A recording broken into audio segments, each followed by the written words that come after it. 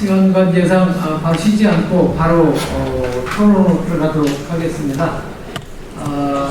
이 토론은 그 앞에 세 분이 인원하고 선정을 발표를 해주셨습니다만은 7분을 현장에서 직접 그 토큰증권 발행과 유통에 대해서 이제 실무를 담당하시는 부서장님을 7분을 모셨습니다. 먼저 그 소개해 주시면 박수로 환영해 주시면 고맙겠습니다. 먼저 김한성 포스콤 디지털 사업 부서장님이십니다. 이 행사에 직접 후원을 해주셨습니다. 한국예탁결제원의 청산결제부 부장님이십니다. 김지원 KB증권의 리서치본부 크립토 팀장님이십니다. 다음 김현만 코스인사이트 전략 컨설팅 실장님입니다. 다음 이 분야에 가장 우리 학계에서 제일 전문가이십니다. 제일 바쁘신 분인데 실장을 모셨습니다. 이정섭 서울대 교수님이십니다. 그다음에 KDX 현재 법인을 설립을 해가지고 실제 이제 실무 토큰증권의 실무를 담당하시는 그 대표님이십니다. 정중락 대표님이십니다. 한국증권금융의 유두원 부사장님이십니다.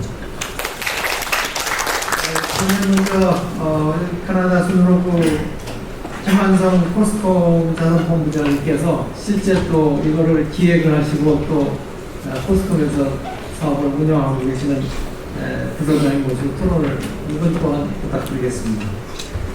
네, 안녕하십니까.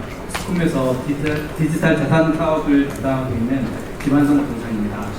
오늘 저는 이제 토큰증권 인프라를 실제로 구축하고 있는 실무 관점에서 STO 시장의 인프라에 대해서 잠깐 말씀드리도록 하겠습니다. 앞서 임명화 교수님께서 토큰증권의 핵심을 권리, 원장, 결제 구조의 재설계라고 설명해 주셨습니다.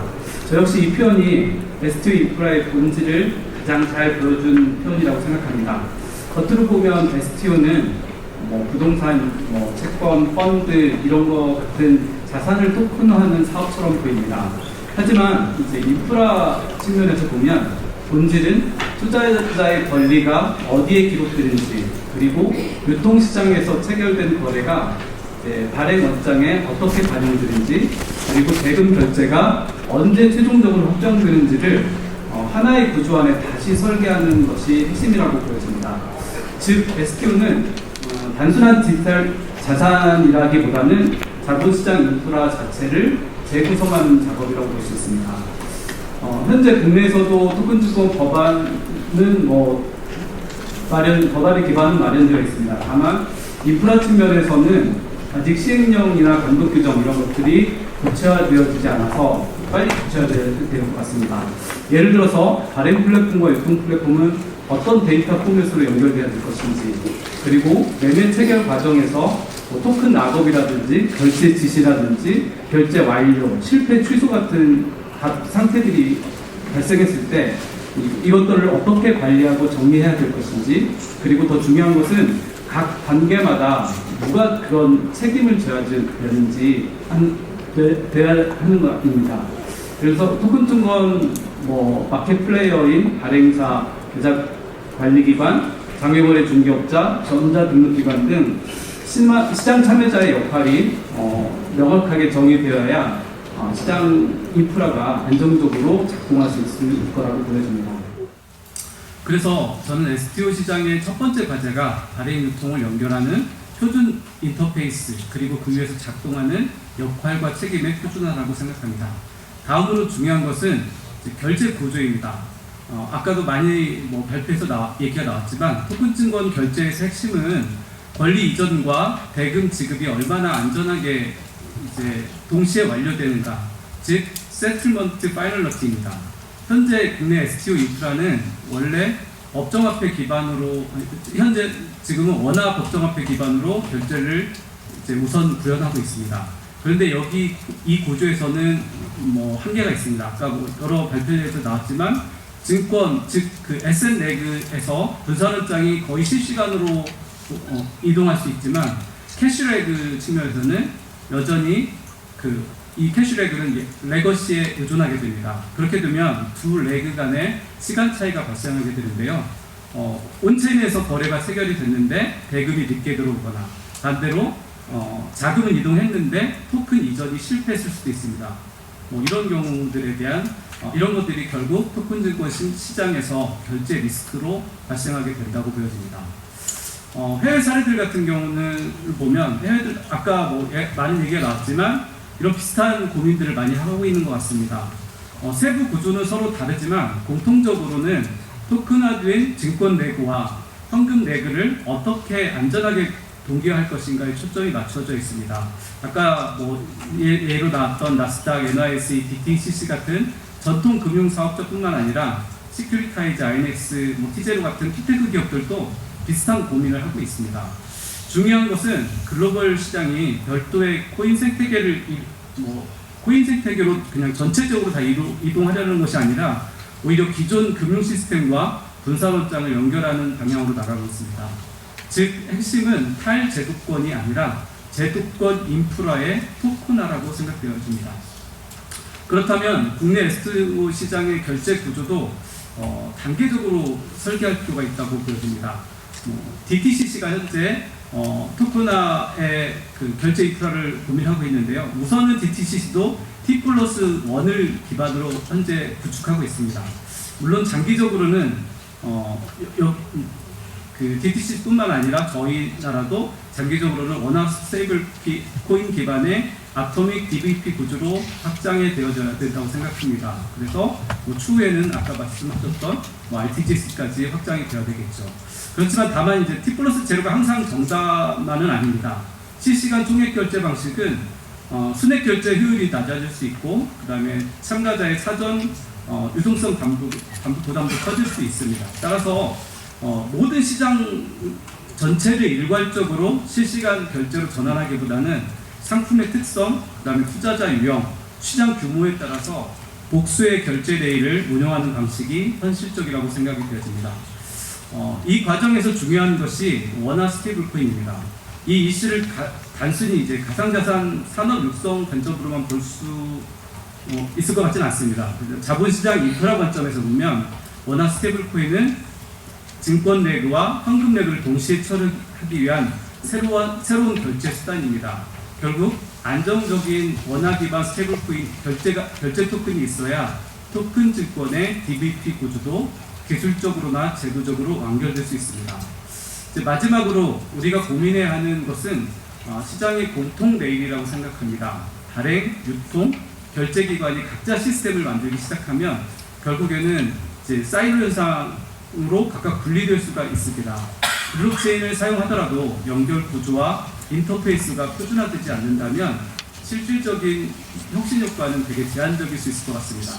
그래서 자본시장 인프라 고려 시 발행과 유통을 연결하는 중립적인 연계 레이어와 표준 API, 그리고 원장 결제 대사 체계, 그리고 장애 취소, 권리 처리 표준 같은 여러 가지 것들을 같이 준비해야 된다고 생각합니다.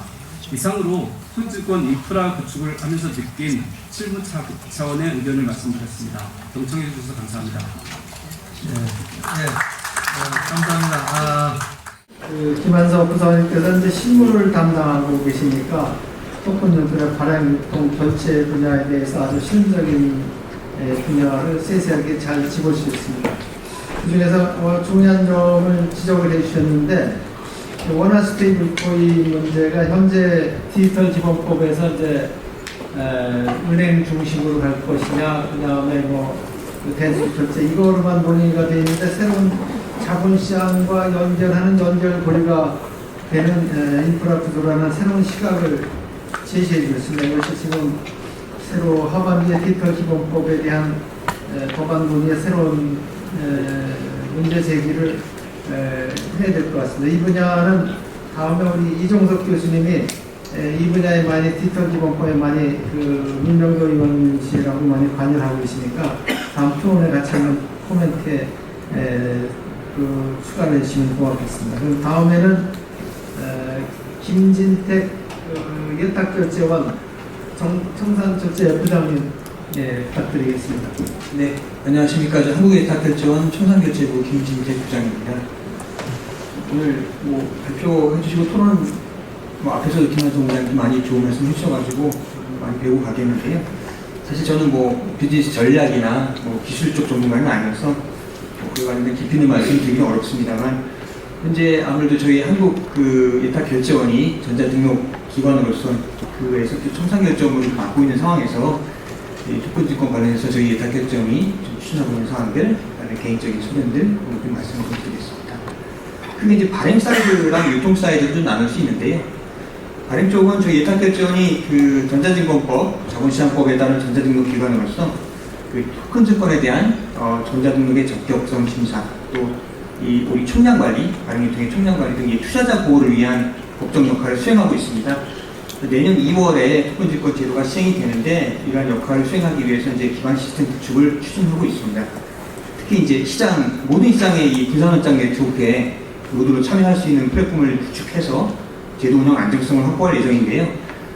처음 시작한 건 이제 2024년에 저희가 토큰증권 시스템 기능 분석 컨설팅을 좀 시작을 했습니다. 그래서 제도나 업무, 또 분산원장 기술 분석을 통해서 비즈니스 모델 수립을 했고요. 이후에 작년 6월까지 토큰증권 테스트베드 플랫폼 구축을 완료했습니다.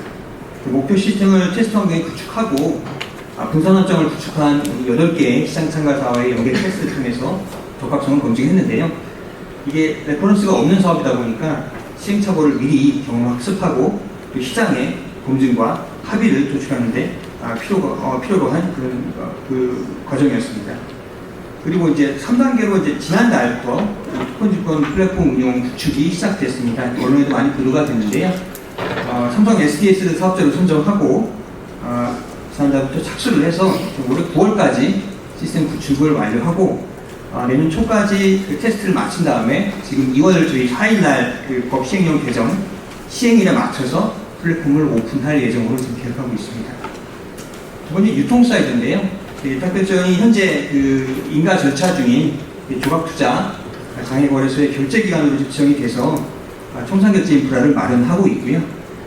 지금 예비인가 컨소시엄, KDX 컨소시엄하고 NXT 컨소시엄 두 군데가 있습니다만 협의를 해서 올해 말까지 공인가 완료를 한다고 가정을 하고 결제 시스템 개발을 완료하고 조각투자 장외거래 업무 개시가 가능하도록 지원을 할 예정입니다. 조금 향후 토큰증권이 아직 결정된 것은 아닙니다만 이 토큰증권이 본 이 조각투자 장외거래소에서 거래될 가능성이 상당히 높다는 것을 감안해서 현재 저희 매매 후에 24시간 이내 당일 결제를 의미하는 T+1 결제 주기 적용을 지금 검토하고 있습니다. 구체적으로 장외거래소가 이제 복수다 보니까 앞으로 또 여러 개 더 생길 수 있고요.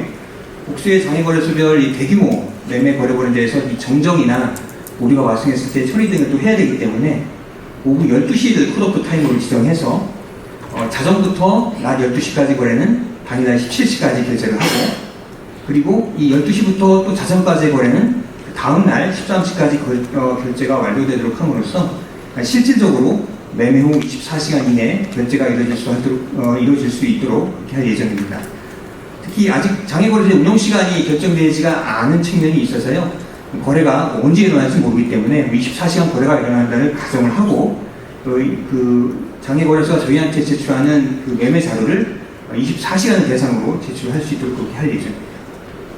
다만 아직 본 조각투자 장외거래소가 일단 현재 전자증권 형태의 비금전 신탁 수익증권이나 투자계약증권의 형태로 거래되는 이 장외거래를 대상으로 하는 것이고요. 앞으로 이 토큰증권을 어떻게 유통하고 또 결제를 어떻게 할 것인지에 대해서는 지금 현재 금융위 주관으로 운영되고 있는 토큰증권 협의체가 있습니다. 거기서 관계기관과 협의가 좀 진행될 예정입니다. 일단 현재 저희 예탁결제는 추진하고 있는 상황에 대해서 간략하게 말씀을 드렸고요. 이 토큰증권 결제 모델에 대해서는 말씀드린 바와 같이 아직 결정이 된 바는 없습니다만은 오늘 발표 자리에서도 많이 얘기가 나왔습니다. 결국은 토큰증권을 스테이블코인이나 CBDC 등 이 토큰화된 캐시로 온체인상에서 결제를 하는 방식으로 24시간이 실시간 총량 결제가 가능하게 된다는 것인데요. 그럼 아직 법제화가 진행 중에 있습니다만 실제 토큰증권 결제 방식을 논의할 때 여러 가지 고려해야 될 사항이 있을 겁니다. 근데 제가 보기에 저희 뭐 기관의 의견은 아니고요. 제 개인적으로 좀 소견이 있어서 좀 말씀을 드려보면, 아까 저희 이병헌 교수님도 그렇고 최경석 본부장님도 그렇고 뉴욕 증권거래소하고 나스닥의 사례를 좀 말씀해 주셨는데요. 이 뉴욕 증권거래소는 아까 말씀하신 대로 저희 방금 얘기한 이 토큰 증권가 예금 토큰 스테이블 코인 분산원장을 연계해서 24시간 온체인 즉시 결제를 한다는 얘기입니다. 근데 이 기존 체계를 완전히 벗어나서 분산원장 기술 중심의 이 새로운 거래소, 그들은 이제 투체인지 익스체인지라고 얘기하는데요. 그 전략으로 가는 거고, 또 하나는 아까 뭐 코스코 김한성 부장님도 말씀하셨습니다만, 나스닥이 미국 예탁결제기관인 DTCC와 연계를 해서 기존의 거래 인프라하고 계좌 구조를 유지하고 보관하고 결제 방식만 이원화해서 점진적으로 토큰화해가는 방향으로 추진을 하고 있습니다. 일단 유동성이 높은 기존 상장증권을 대상으로 토큰증권 발행은 허용하고, 대신 법적인 권리와 통제 권한은 중앙예탁결제기관에 부여한 약간 하이브리드 방식이라고 보시면 되겠는데요.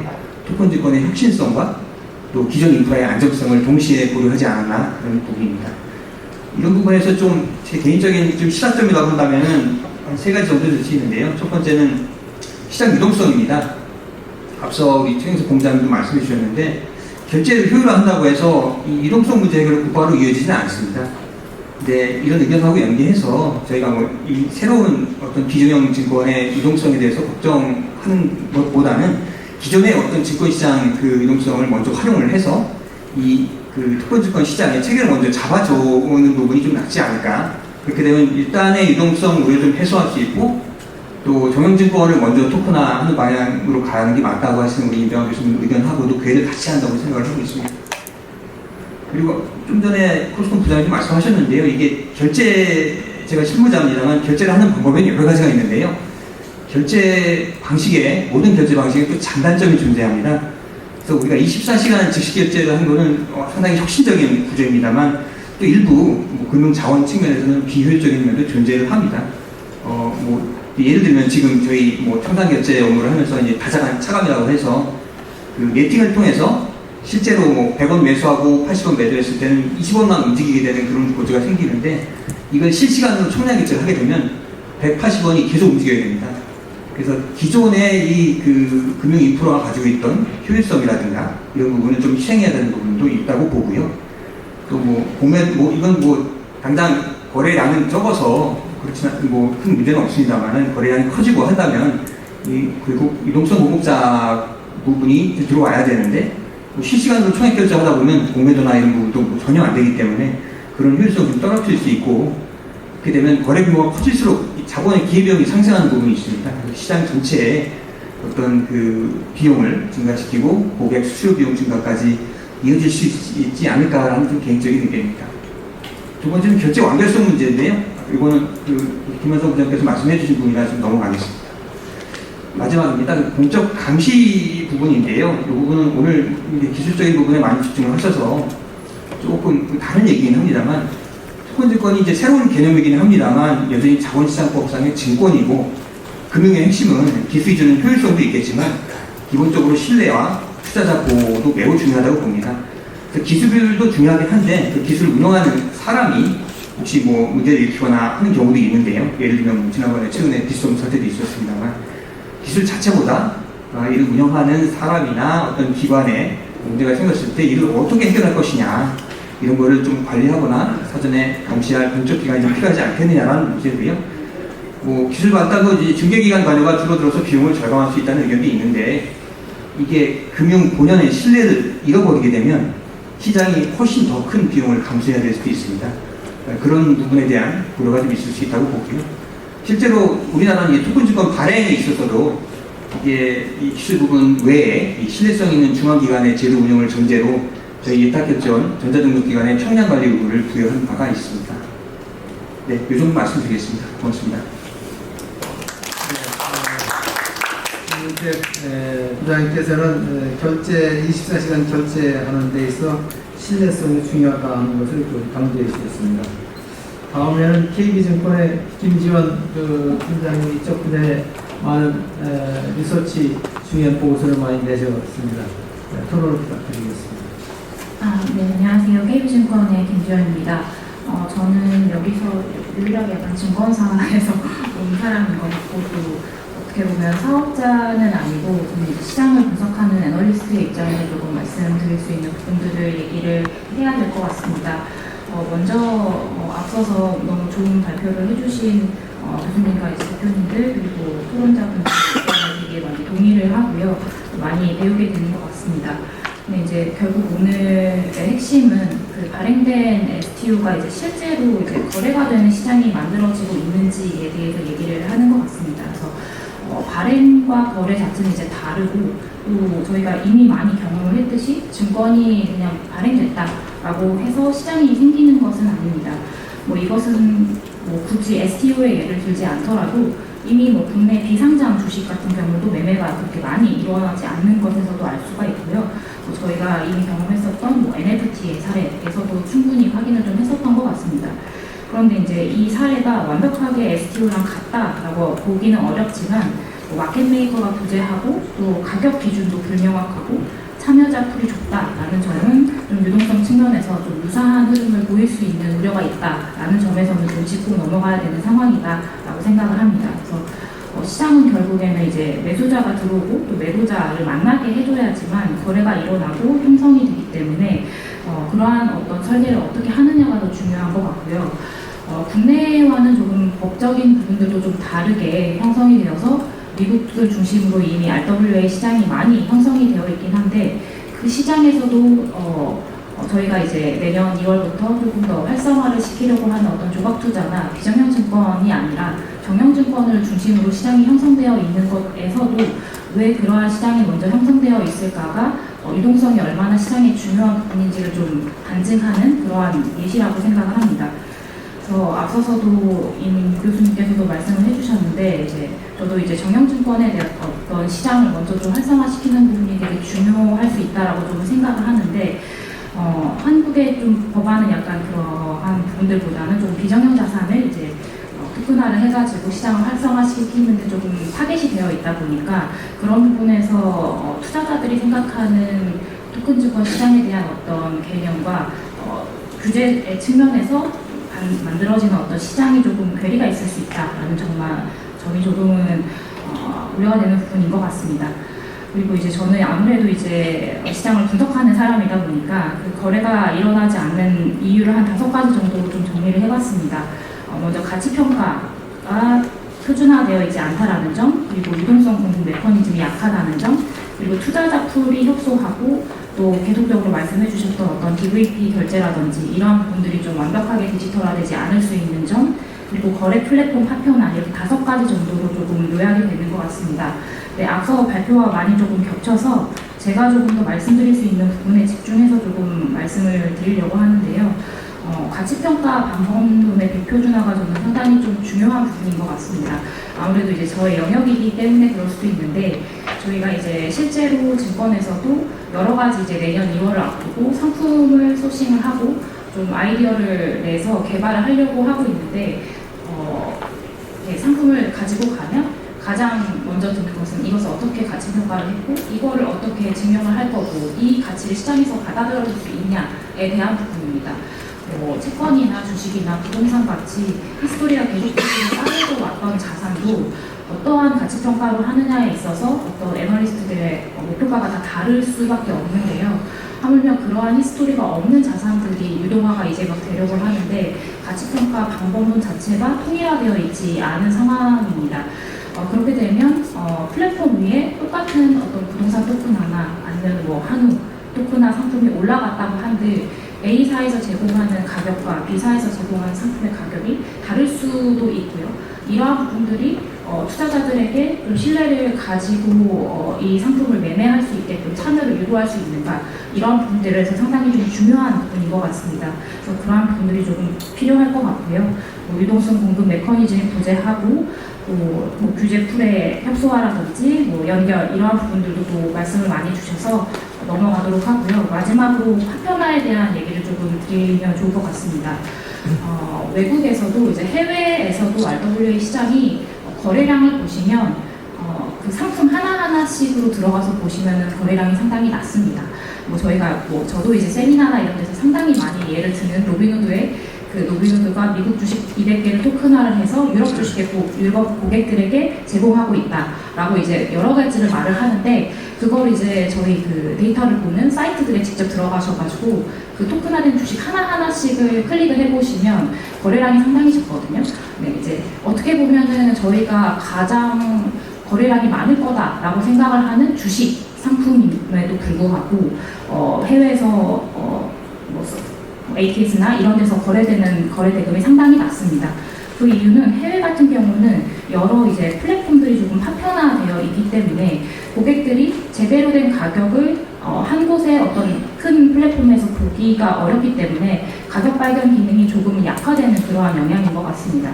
그런데 한국도 굳이 그렇게 다르게 시장이 형성될 것 같지는 않거든요. 여러 파편화된 뭐 ATS나 여러 가지 OTC 채널에 걸쳐서 이러한 유동성이 조금 분산될 수 있다는 점에서 이러한 플랫폼을 어떻게 조금 잘 융합할 수 있을까가 좀 중요한 것 같고, 해외의 사례에 덧붙여서 한국은 어떻게 보면은 그 해외 글로벌 유동성과도 조금은 단절이 될 수 있는 그러한 어떤 설계가 될 수도 있다라는 생각도 듭니다. 그렇기 때문에 조금은 각 플랫폼들이 개별적으로 얇은 유동성을 나눠가는 구조가 될 수 있지 않을까에 대한 부분들이 조금 있는 것 같습니다. 그래서 내년에 2월에 이제 정식적으로 이제 법이 시행이 되면서 저희도 상당히 열심히 준비를 하고 있고 각 회사에서 정말 많이 준비를 하고 있는 걸로 알고 있는데, 정말 그런 어떻게 보면 정형 자산이 잘 거래가 될 수 있는 환경, 그리고 비정형 자산도 이런 토큰화를 통해서 유동성뿐만 아니라 투자자들이 믿고 들어올 수 있는 그런 환경이 만들어지는 그런 부분들이 조금 필요하다라고 생각이 듭니다. 네, 마치겠습니다. 이현 팀장님께서는 거래가 일어나지 않는 이유를 이제 가치평가에 표준화가 되어 있지 않은 문제, 유동성 공급의 메커니즘의 문제, 그 다음에 이제 규제의 문제 같은 것을 잘 지적해 주셨습니다. 다음에는 코스인사이트의 김현만 실장님께서 토론을 하겠습니다. 네, 안녕하세요. 코스인사이트의 김현만입니다. 먼저 이런 자리에서 발표 기회를 대해서 굉장히 뜻깊게 생각하고 있고요. 오늘 많이 배워가는 것 같습니다. 저는 앞에서 말씀해 주신 것에서 유동성에만 좀 집중해서 좀 말씀을 드리도록 하겠습니다. 최경석 교수님께서 잘 말씀해 주셨지만은, 저는 비정형 자산의 경우에는 유동성 부분도 굉장히 큰데요. 또 우리나라에서는 아무래도 아직까지는 논의가 비정형 자산 위주로 이루어졌기 때문에 거기만 집중해서 말씀드리겠습니다. 저는 코스인사이트에서 좀 리서치를 좀 위주로 하고 있고, 또 우리나라 시장에서는 아직 명확하게 시장이 형성되지 않기 때문에 글로벌 사례를 중심으로 좀 리서치를 해봤는데요. 글로벌 시장 보면은 지금 RWA가 스테이블코인 제외하고 작년에 3월에 한 60억 달러 내외에서 지금은 거의 4배 이상 빠르게 성장을 하고 있습니다. 그런데 이제 이것도 거래를 보면 아까 앞에서도 잘 말씀 주셨지만 정형자산과 비정형자산의 차이가 굉장히 큽니다. 정형자산 같은 경우에는 칼칼한 엑스타스나 아니면은 PXG 같은 금융 토큰 같은 경우에는 거래량도 수백억 달러를 넘어서고, 아니면 거래 횟수도 수십만 건에 이르고 있는데요. 근데 이제 해외에서도 비정형 자산이 많이 토큰화되고 있지는 않지만, 그래도 토큰화된 자산을, 부동산 자산을 좀 추적한 학술 연구를 하나 보면, 한 5년간 600몇 개 정도의 토큰화된 부동산 자산을 좀 추적을 했는데, 연평균 거래가 한 160에서 70회 정도밖에 안 됩니다. 자산당 한 0.5의 수준 정도가 되지 않아요. 결국에는 토큰화가 유동성을 보장하지 않는다. 앞에서 잘 말씀해 주셨듯이 토큰화가 유동성을 보장하지 않고 결국 주자산 특성에 따라서 그 토큰화 유동성이 같이 가게 되는 그런 부분입니다. 정형자산과 비정형자산을 분리해서 좀 거래 방식을 좀 보면 사실 좀 재밌는 게 있는데, 그 토큰화가 자랑하는 여러 가지 다양한 거래 방식이 있죠. AMM도 있고, 아니면은 넥스에서 거래를 할 수도 있고, 여러 가지 방식들이 있는데, 사실 정형자산 같은 경우에 오히려 그러한 토큰화가 자랑하는 어떤 거래 방식 메커니즘을 더 잘 활용할 수 있습니다.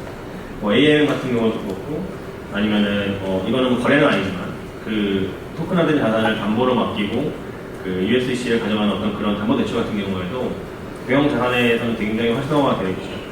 하지만 비경영 자산 같은 경우는 사실 그렇게 하기가 좀 어렵습니다. 왜냐면은 가격도 정형화되지 않고 잘 설명해 주시지만 그 상품마다 너무 수익 구조도 다르고 그것을 평가하는 것도 굉장히 어렵기 때문인데요. 그래서 보면은 많지 않은 사례지만 비정형 자산 같은 경우에는 결국에는 오더북 기반으로 그 거래가 가고 있는 것 같습니다.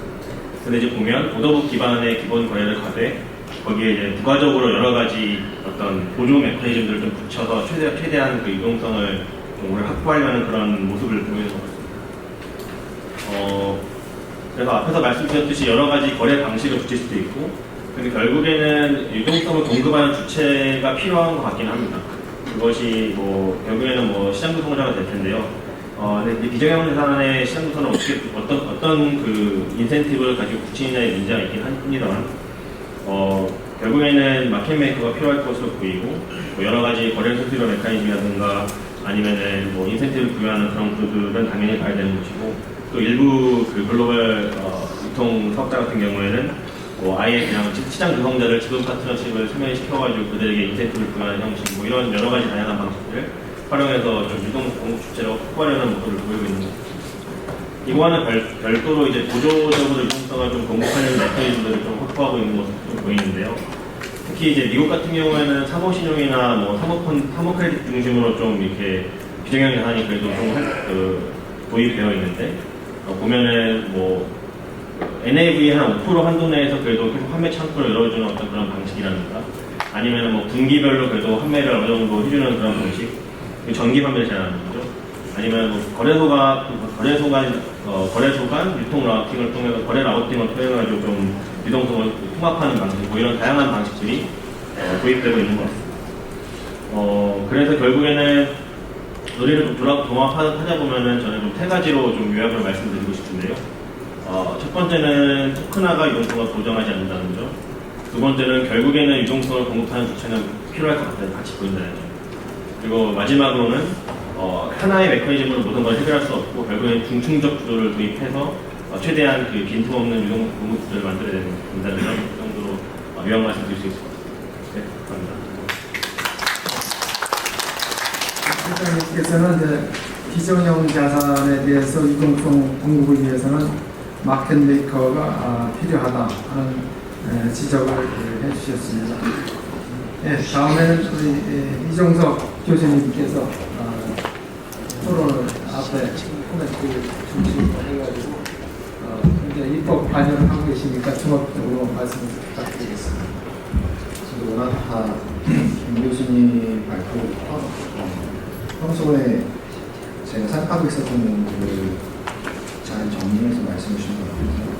일단 전반적으로는 발표자들 분들도 금융 상품적인 접근보다는 인프라적 접근이 STO 시장 육성에서 중요하다는 점을 말씀해 주셨다고 생각을 하고 있고요. 저도 개인적으로 지금까지는 너무 STO를 어떤 상품을 개발하냐라고 하는 상품적 접근에 머물다 보니까 결국에는 어떤 식으로 시장 육성을 해야 되는지 그거를 한국인을 많이 이야기해보지 않는 그런 상황에 가까워진 이유라고 생각을 해서 전체적인 발제 가능성에 대해서 논의하는 바입니다.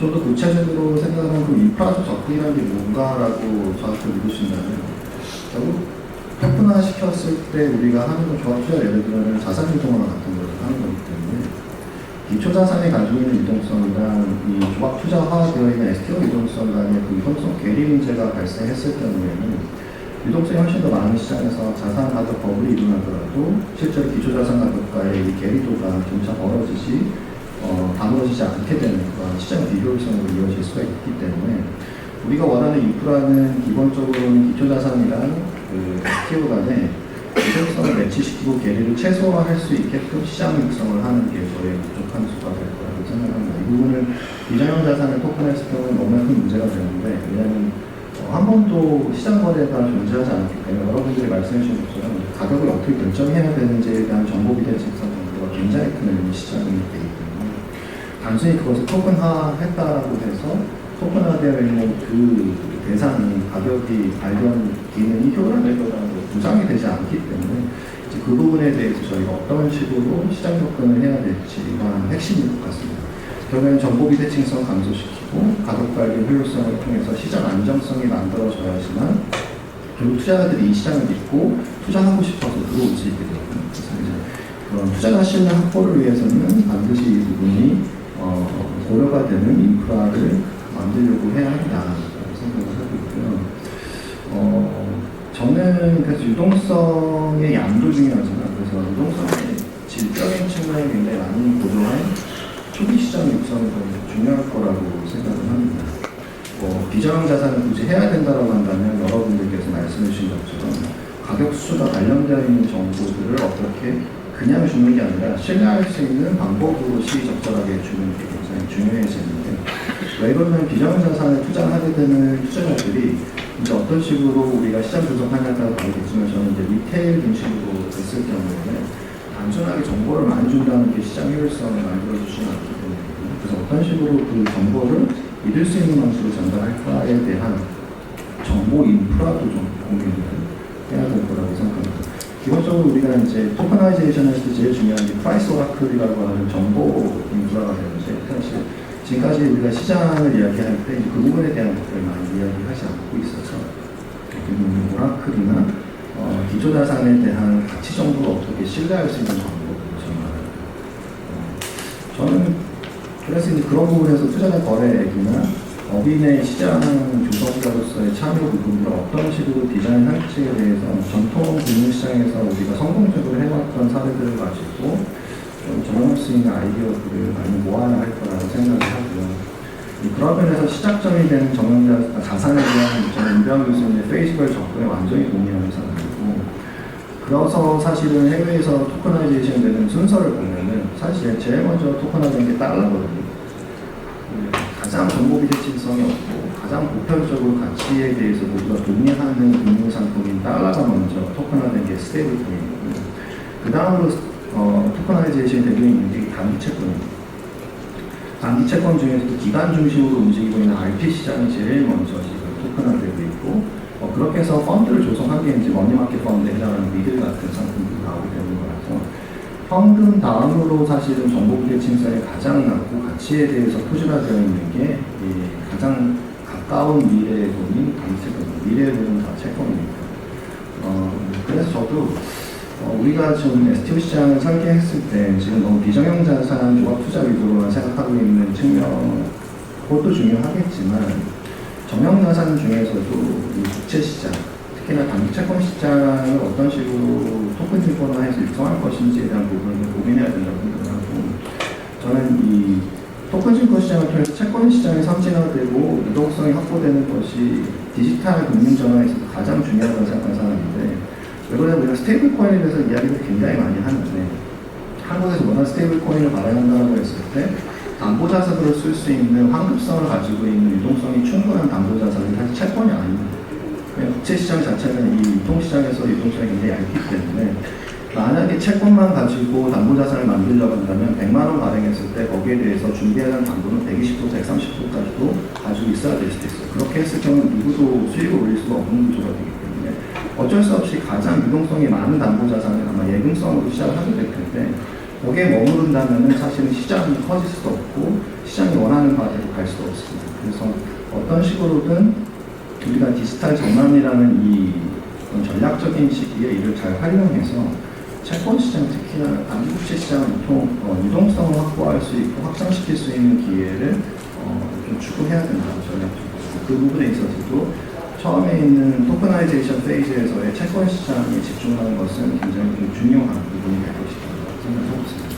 그리고 마지막으로 채권 시장이 또 중요한 이유는 이제 세계 국채 지수에 우리 국채가 지금 편입되고 있는 전통 금융 시장에서도 새로운 좀 시기를 맞닥뜨리고 있다 보니까 결국에는 블록체인 기반으로 우리가 금융을 간다라는 것은 은행 계좌 중심에서 이제 지갑 기준의 이코노미로 간다는 것이기 때문에 결국에는 퍼블릭 체인상에 존재하고 있는 지갑을 통과하고 있는 유동성을 어떤 식으로 국내 증권시장이 끌어들일 수 있을지에 대한 전략적인 고민이 사실은 이 토큰 증권시장의 설계에 담겨져 있어야만 합니다. 그래야지만 국내에서 기존에 하고 있었던 유동성 그 이상의 것을 우리가 할 수 있게 되는데요.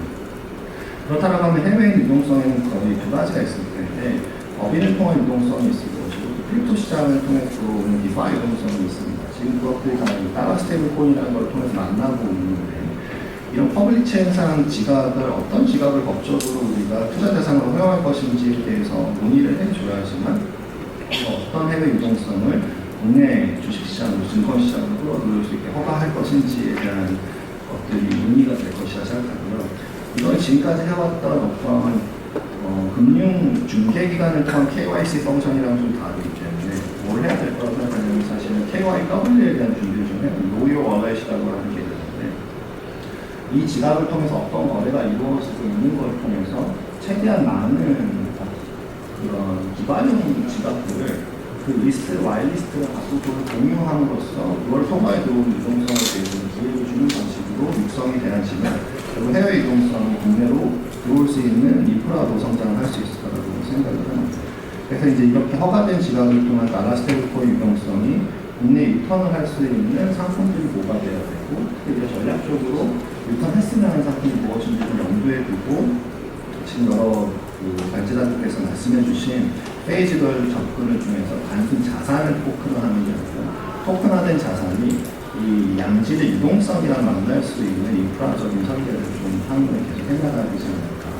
그리고 스테이블코인이라는 게 하늘에서 뚝 떨어져서 존재하는 게 아니라 결국은 이 작업에서 같이 만들어져야 되는 어떤 인프라로 저는 생각을 하고 담보자산에 대해서 어떤 식으로 시장 육성을 할 수 있을지에 대한 부분도 함께 고민을 해야 될 거라고 생각을 하고 있습니다. 제 토의는 교수님께서는 아주 중요한 지적을 해주셨습니다.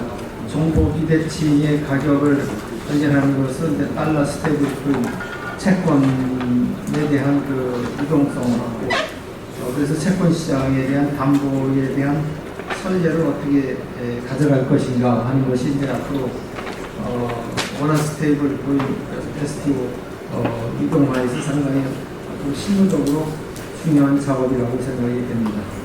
네, 그러면 다음에는 STO 사업을 실제 이제 법인화 해가지고 이제 운영을 담당을 하시게 된 우리 두 분을 기관 운영하시는 토론을 듣도록 하겠습니다. 앞에서 토론하신 분을 이제 종합적으로 정리해서 그걸 어떻게 이제 운영을 할 것인가 하는 것을 이제 말씀해 주시면 고맙겠습니다. 먼저 최근에 새로 법인 대표로 취임하신 정종락 KDX 대표님께서 그 토론을 부탁드리겠습니다. 네, 안녕하십니까. KDX 대표입니다. 다 무거운 이야기와 좋은 이야기 많이 해주셨고요. 좀 가볍게 제 이야기 드리고, 그 다음에 오늘 말씀 중에 제가 좀 생각하는 다른 이야기들도 조금 드릴까 합니다. 정확하게 따지면 저희 KDX는 STO와는 현재까지 상관이 없습니다. 어떻게 보면 올해 STO가 법제화되기 이전에 예비인가를 준비하면서 올 2월에 예비인가를 받았고요. 그 목적물의 대상은 비금단 신탁 수익증권으로 한정이 되어 있습니다. 그조차도 현재 저희가 본인가를 받기 위해서 열심히 좀 준비를 하고 있는 상황이고요. 또 베이스가 된 인프라는 여전히 전자증권에 머물러 있습니다. 그래서 1년의 사업을 인프라를 준비하는 과정상에서 저희가 내부적으로 느끼는 어떤 인프라의 확장이나 고도화를 염두에 둘 때는 당연히 분산 어떤 기관에 STO로 가야 되겠구나 하는 그런 생각을 내부적으로 하고 있습니다만, 현재 저희 법인은 저희가 가야 될 1차적인 목표를 달성하기 위해서 열심히 하고 있는 상황이라 오늘 많이 논의가 됐던 STO와는 조금 결은 다른 상황입니다. 지금부터 제가 조금 이제 제 얘기를 좀 드리고자 하면, 오늘 인프라에 대한 기술적인 이야기, 그다음에 아카데믹한 이야기 많이 해주셨는데요. 저는 철저하게 산업 원리로 조금 이야기를 좀 드리고 싶습니다. 한편으로 보면 오늘 제 기준에서 좀 불편한 이야기가 많았습니다. 예를 들면 임 교수님께서 스타트는 정형자산, 정형증권 중심으로 가야 된다고 말씀하셨는데, 그렇다 그러면 제가 챙겨야 되는 저희 KDX는 갈 곳이 없습니다. 스타트는 비금전 신탁 수익증권, 그리고 누구나 다 대부분 생각하시는 분이 비정형 자산이에요. 근데 이제 곱씹어서 옛날로 다시 돌아가보면 23년 2월쯤이죠. 금융위가 처음으로 STO라는 단어를 쓰기 시작하면서 투자계약증권하고 신탁수익증권에 대한 얘기를 하셨습니다. 그러면서 당시 이소영 과장님께서 STO는 새로운 상품이 아니라 그릇이라고 표현했었어요. 그동안 담아왔던 그릇이 바뀝니다. 그 말의 뜻은 STO로 인해서 뭔가 새로운 상품을 만들어낸다는 개념이 아니고 그동안 우리가 다뤄왔던 금융상품을 다룰 수 있는 또 다른 하나의 형태이다. 어떻게 당시만 해도 그럼 전자증권이야? STO야? 뭐가 더 맞지? 당시에 이제 제가 증권사 있을 때 입장에서는 특별히 STO 분산원자로 유도를 할 만한 메리트가 없었어요. 가이드는 나왔는데 전자증권으로 가서 전혀 문제가 없는 상황이었습니다. 그리고 세월이 흘렀고 다행스럽게도 올해 법제가 됐고요. 근데 현재 상황, 그 당시에는 아니었지만 지금은 훨씬 더 무리될 수 있는 상황은 오늘 이런저런 이야기가 많이 나왔습니다만 T0에 대한 기대와 시장의 관심이 높아졌어요. 당시만 하더라도 적어도 한국 안에서는 T+2 이런 결제를 당겨야 된다. 내부 논의는 많았습니다만 그걸 강하게 이야기하시는 분이 없었어요. 근데 어떻게 보면 올해 시장이 대한민국 주식시장이 뜨거워지면서 자연스럽게 나오고 있는 게 청산 결제가 빨라져야 되는 거 아니냐. 또 한편으로는 나스닥이나 뉴욕거래소가 현재보다 획기적으로 청산 결제 빨리 하겠다는 공론을 하고 있는 상황인 거고요. 거기에 마침 저희가 이 STO라는 우리 이 세력이 올라타야 되는 이 성격이 약간 링글이 되는 상황인 것 같아요. 그게 이렇게 자연스럽게 전체적인 인프라의 어떤 변화를 요구하고 있는 상황인 것 같아요. 그런데 금융 산업에 오래 몸담았던 제 입장에서는 이 변화의 물결은 당연하다고 보고 있습니다. 당연히 저희 KDX도 어떻게 하면 청산 결제를 빨리 해볼까 예타고가 많은 논의를 하고 있습니다. 근데 더 중요한 거는 이 금융 시스템은 어떻게 보면 오류가 없어야 돼요. 제가 아는 한 이 분산 원자 블록체인은 원래 분산 원장이 추가하는 바대로 진화가 된다면 트랜잭션은 처리할 수가 없어요. 하지만 이 금융 시스템을 담기 위해서 많이 고도화가 됐고 그런 부분에 대해서 지금이 많이 개선이 됐기 때문에 금융 시스템을 담을 수 있다는 선언적인 이야기를 하고 있는 상황이거든요. 하지만 저희 나라의 규제는 전형적으로 열거식이기 때문에 금융 시스템에서 이 의미 있는 생태계를 형성하려면 무결성이 담보되어야 하는데 사실상 거기까지는 쉽지 않은 상황인 것 같습니다. 많은 분들이 노력을 많이 하고 계시고요. 당연히 그런 측면에서는 저희도 그 기술을 적극적으로 차용을 하고 개선을 위한 노력을 해야 될 거라고 지금 판단을 하고 있습니다. 이 모든 것을 보면 투자자 보호를 위한 시장과 관의 노력이 아닐까 싶고 거기에 맞춰서 계속 기술이 같이 바뀔 것 같고요. 그리고 아쉬운 거는 오늘 발행 그 자체에 대한 이야기 많이 없었던 것 같아요. 발행을 하면 된다라고 보는 것 같은데 실제 유통 플랫폼이나 유통법인을 끌고 가야 되는 제가 바라보기에는 제도나 이런 부분 많이 나와 있고 기술적으로 논의되고 있는데 정작 발행을 하겠다는 기초자산, 일단 발행업자를 위한 베네핏이나 제도가 아직 안 나오고 있어요. 저도 아까 그 비정형 자산이 정확하게 시장 가치를 측정하기 어렵다. 저도 공감합니다. 하지만 현재 주식시장만 놓고 봐도 그 소위 말하는 페어밸류가 있는 거냐. 페어밸류가 마켓프라이스로 생각하지 않거든요. 그 많은 비정형 자산들 중에 이미 과거에 어떻게 보면 B2B 마켓이거든요. 기관들 사이에서 이미 유동화가 됐던 그런 상당히 많은 상품들이 이 수면에 올라올 수 있고 그런 상품들이 유동화할 수 있는 장을 만들어줘야 이 진정한 STO가 어떻게 보면 저업이 확산되는 그 기조가 아닐까라고 보는 거고요. 아마도 금융위가 처음에 비정형 자산을 STO의 기초 목적물로 이야기했던 그 자체가 특히 저희 나라가 금융이 쏠림이 심합니다. 자산 유동화가 쉽지 않는 그런 어떤 무수히 많은 기업들에게 새로운 유동화 창구를 만들어줄 수 있는 수단으로 STO가 언급이 됐던 것 같고요.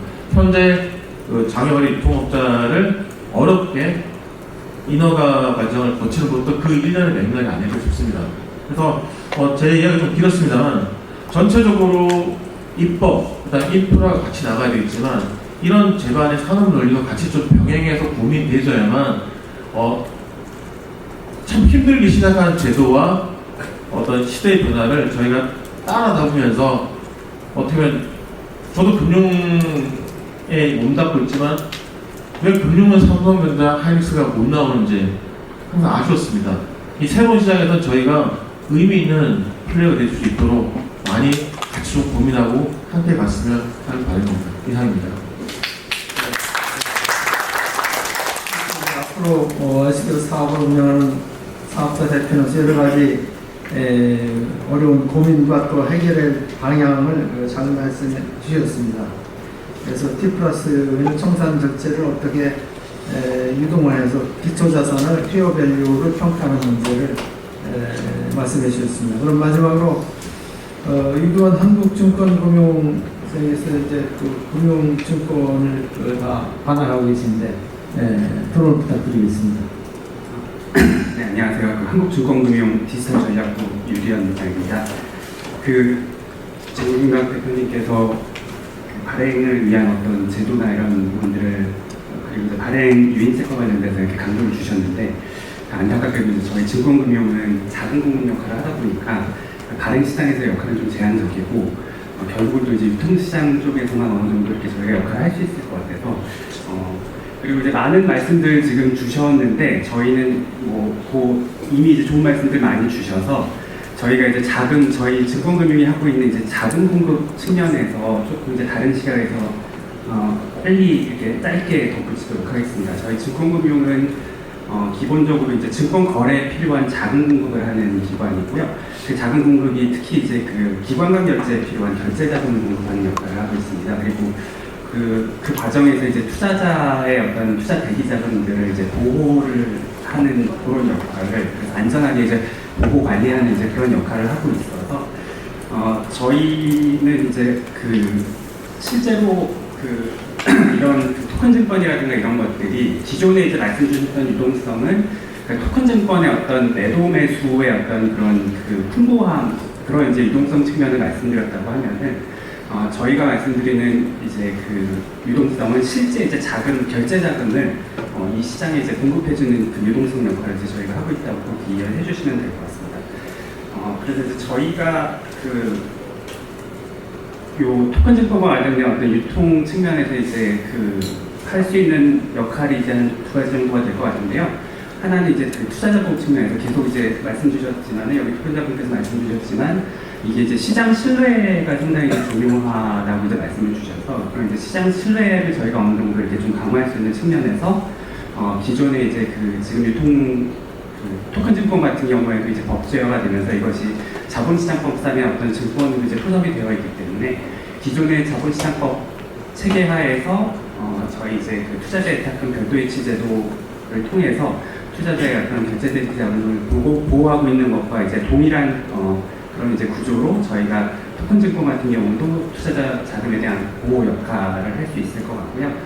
그다음에 이제 유동성, 자금 유동성의 공급 측면에서 지금 이제 아까 예탁원 쪽에서 이제 김직택 부장님께서 말씀하셨지만 아직 이제 토큰 증권과 관련된 청산 결제의 어떤 구조나 이런 것들이 아직 확정이 되어 있지는 않은 상황이기 때문에 당연히 이제 논의 과정에서 변화가 있을 수 있지만 기본적으로 이제 이 청산 결제하는 과정에서 저희는 이제 기관 투자가분들의 어떤 참여를 통해서 이제 청산 결제가 될 거라고 이제 보고 있고 그런 측면에서 저희가 기관 참여자들에게 지금 현재 어떤 장내 이제 증권 시장처럼 유동성을 공급하는 역할을 할 수 있게 될 거라고 기대를 하고 있습니다.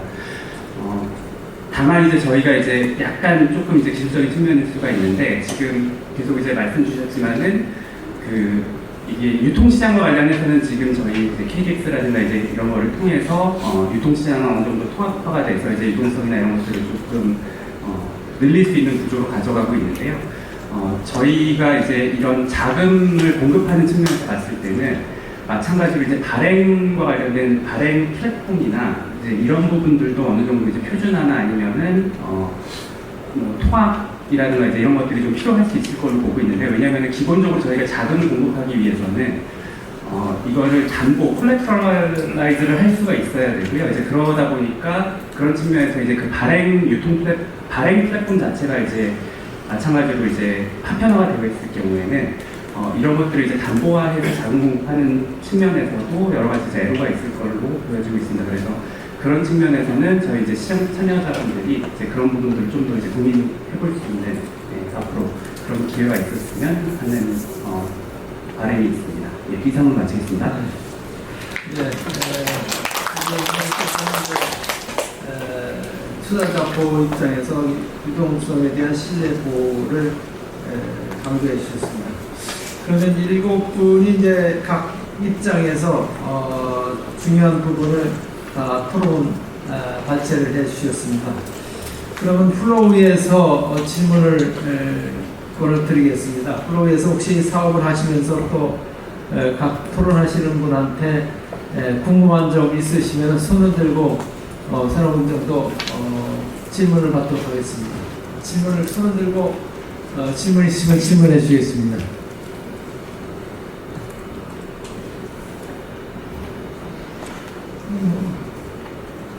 오랫동안 장시간 뭐 다양한 주제에 대해서 다 종합적으로 해서 다 뭐 질문이 없으신가요? 뭐 질문을 하실 분이 혹시 있으시면 한번 해주시고, 아무래도 이 장시간 주제 내용들이 이제 보셨죠? 예.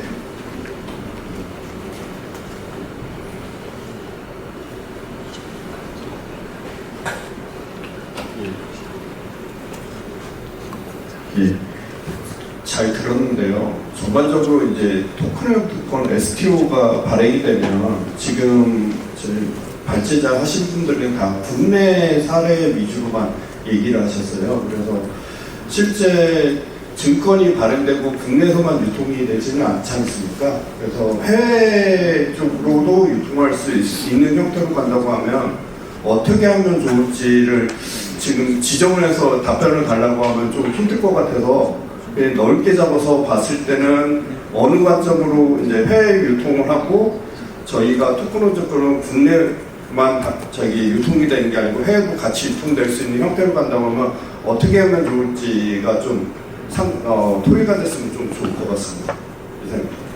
예, 해외 유통에 대해서 그 질문했어요. 혹시 이거에 대해 답변이 좀 가능하신가요? 네, 김한성 네, 해외 이제 지금 저희가 얘기를 하고 있는 게 토큰 증권이잖아요. 이건 증권이라서 이제 우리나라에 저희 나라는 이제 증권 관련 증권법, 자본시장법이나 이렇게 증권법이 있듯이 그래서 미국도 자체 증권법이 있잖아요. 그래서 우리나라에서 증권이라고 판명이 된 게 미국에서 똑같이 판명이 돼야지 이렇게 같이 인정이 돼야지 우리나라에서 증권이라고 얘기된 게 미국에서 거래가 될 수 있잖아요. 근데 현재 예를 들어서 지금 저희가 대부분 이제 많이 혼돈하시는 게 저희가 예를 들어 비트코인이다 이런 거는 사실은 그냥 글로벌하게 어디나 다 거래를 할 수 있는데 얘는 사실은 증권이라는 게 아니기 때문에, 그리고 어떤 규제 안에 들어오기 전에 그냥 생겨서 거래할 수 있는 어떤 상품이란 말이죠.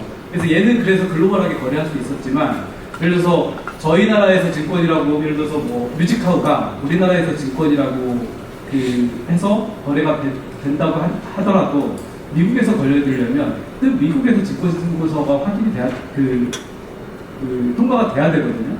그래서 바로 이게 미국에서 거래가 될 수 있지는 않아요. 지금 예를 들어서 아까 로빈후드다 그러면 로빈후드가 미국 증권을 SFJ에서 거래하는 것도, 그러니까 증권 그냥 똑같은 형태가 아니고요. 그냥 뭐랄까 약간 파생상품 형식으로 돼 있고, 이것도 결국엔 뭐냐면 미국인이나 주요 국가의 그 투자자들은 합법적으로 거래할 수 있는 건 아니에요. 여기 시장이고, 그래서 그 생각하시는 것만큼 그냥 우리가 증권으로 발행한 거를 해외에서도 똑같이 거래할 수 있는 거는 되게 좀 먼 얘기가 되는 것 같습니다. 예, 잘 이해가 되시리라고 생각이 듭니다. 예, 다른 것도 질문 받겠습니다.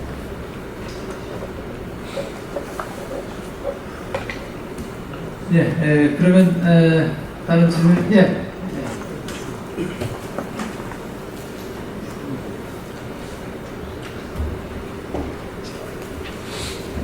네, 안녕하세요. 저 바이라인 네트워크의 이수빈 기자라고요. 저는 정준락 대표님께 질문 하나 여쭙고 싶은데요.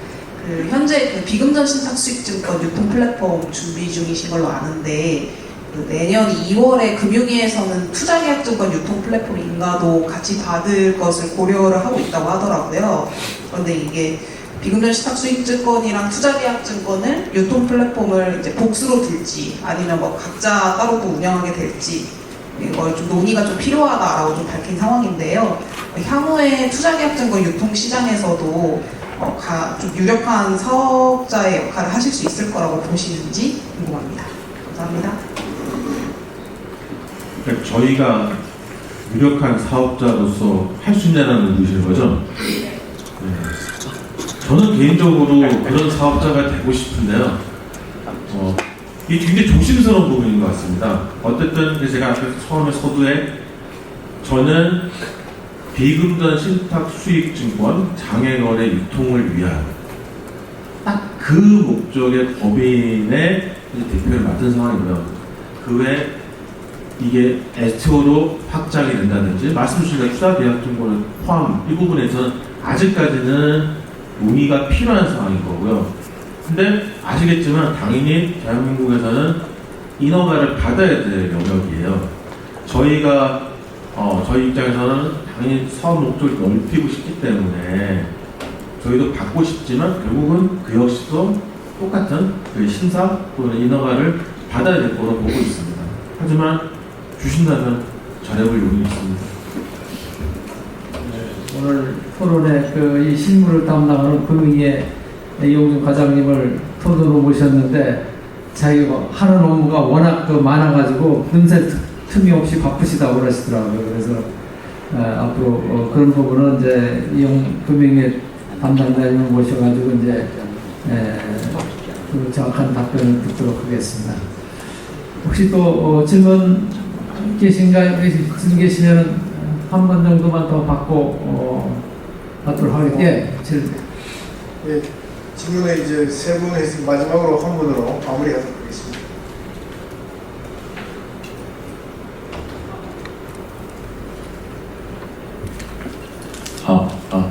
예타고 김식장에 계신 분들인데 발행에 대해서 POC는 어느 정도 끝나셨고 실제 사용할 수 있는 플랫폼을 준비하고 계시다라고 말씀을 주셨는데 지금 뭐 어떤 체인에서 어떤 형태로 발행을 하냐에 대한 질문 연락이 시장에서 많았잖아요. 그럼 혹시 예타고는 어떤 체인에서 어떤 형태로 발행을 하는 걸 지금 기조로 잡고 진행하고 계신지 좀 궁금합니다. 예, 일단 담당하는 부서가 좀 다르고요. 지금 저희는 발행 사이드의 혁신금융실이라고 아까 말씀드린 토큰증권 이 총량 관리하는 플랫폼 관리하는 부분이 있고요. 저는 이제 이걸 실제로 유통하는 결제 부분을 담당하고 있는 양쪽으로 좀 양분이 되어 있습니다. 근데 아직 지난달에 저희 사업자 선정 아까 삼성 SDS 사업자 선정 해가지고 이제 착수를 한 부분이고요. 말씀하신 부분처럼 어떤 식으로 어떻게 할 건지 부분까지 지금 구체적으로 그리고 이 부분은 이 발행 사이드의 총량 관리 부분에 대한 시스템 구축이라고 보시면 되고요. 아까도 말씀드렸지만 결제를 어떤 식으로 지금 할 건지 어디서 어떤 방식으로 아까 말씀드린 24시간 온체인으로 할 건지 아니면 또는 다른 방식으로 도입할 건지에 대해서는 금융위 산하에 지금 토큰증권 협의체라고 있습니다. 거기서 지금 4개 분과로 나눠서 지금 얘기가 되고 있고요. 유통하고 결제 부분에 해당되는 사항이라 그 부분에서 계속 논의가 될 걸로 예상이 되고요. 아직까지 구체적으로 윤곽이 나오거나 그런 부분은 없는 걸로 알고 있습니다. 네, 그러면 토론 이상으로 마치도록 하겠습니다. 예, 지금 종합 토론 해주신 김기웅 대표님과 일본 돈에 대해서 박수 한번.